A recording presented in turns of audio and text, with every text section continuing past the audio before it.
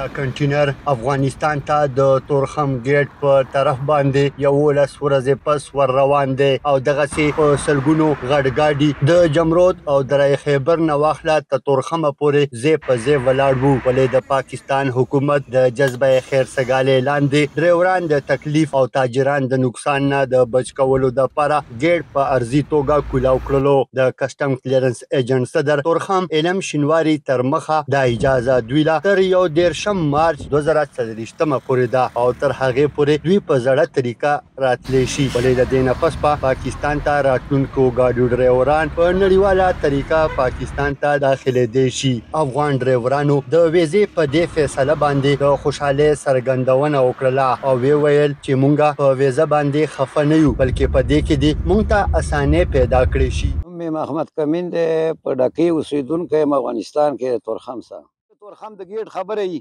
ویزه ده ودې وایي موږ په ویزه باندې څه کوو که نه یې دغه کوي نو اوسه پورې په ویزه باندې موږ نه یو ښه نه پاسپورټ هم زوړ ویزه هم نه وه هېچا هم څه کوله نه کوله نه بازار کې ګرځېدو نه دغه زارۍ سیټ نه ازادېدو موږ یې پولیس هم ونه نیسي ویزه هم نشته دغه هم نشته دی چې اوس دوی پابند دی دغه دی ویزه یې خوښه وي ویزه دې وله ورکړي. ما نوم محمد جلیل ده زه د لوګر اوسېدونکی خوشي ولسوالۍ. اوس په ګیټ کې ویزه راکوي پاسپورټ بخیر موږ ته افغانستان حکومت راکړي ویزې دې راته دوی راکړي په ګیټ کې دې راته اساني راکړي بس همدلته دې ویزه راکوي